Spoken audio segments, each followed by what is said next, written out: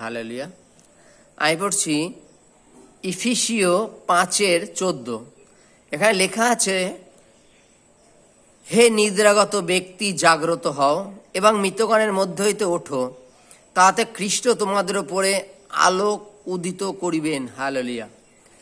বাইবেলে বলছেন, হে নিদ্রাগত ব্যক্তি, জাগ্রত হও, মৃতগণের মধ্যে থেকে ওঠো। এখানে নিদ্রাগত কথার অর্থ যারা অলরেডি জাগতিক ঘুমিয়ে থাকা, কেউ 6টা 7টা 8টা সকাল 9টা পর্যন্ত ঘুমিয়ে থাকে, এগুলো হচ্ছে নিদ্রাগত ব্যক্তি, জাগতিক নিদ্রা। কিন্তু বাইবেলে বলছে, হে নিদ্রাগত ব্যক্তি, তোমরা ওঠো।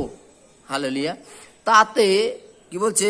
ওঠো এবং মৃতগণের মধ্যে থেকে ওঠো। নিদ্রাগত ব্যক্তিদের, নিদ্রাগতার অর্থ হচ্ছে, মনে করো আমরা জানি যে জগতে পাপ পুণ্য কি, কিন্তু যে ব্যক্তি পাপ পুণ্য সম্বন্ধে আমাদের বোঝাচ্ছে, আমরা তার কথা শুনবো না। শুনলেই তো পাপটাকে মানতে হবে, শুনবো না। যদি কখনো ঈশ্বরের বিচারে, তখন বলবো, প্রভু আমরা এত কিছু পাপ হয় আমরা তো জানি না। হালেলুয়া। ওর জন্য ঈশ্বর বলছেন, হে নিদ্রাগত ব্যক্তি, মৃতগণের মধ্যে থেকে ওঠো। মৃত মিনিক্স কি? জগতের লোক মৃত। জগতের লোককে যে যা বলে তাই সেটা পালন করে, যে যেভাবে বলে সেইভাবেই চলতে থাকে। কিন্তু ঈশ্বর আমাদের কিভাবে চলতে বলেছে এটা পালন করে না। হালেলুয়া।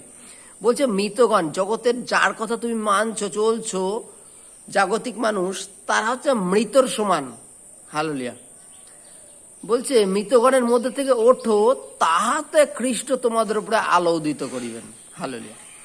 আচ্ছা, আমরা কখন আলো দেখতে পারবো জানো?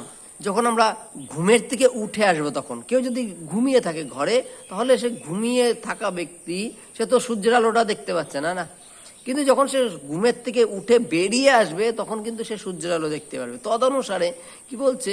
এই জগতের মানুষ যে শুয়ে আছে, তার থেকে তুমি বেরিয়ে আসো, তাতে খ্রিস্ট তোমার উপরে আলো উদিত করিবেন। হালেলুয়া।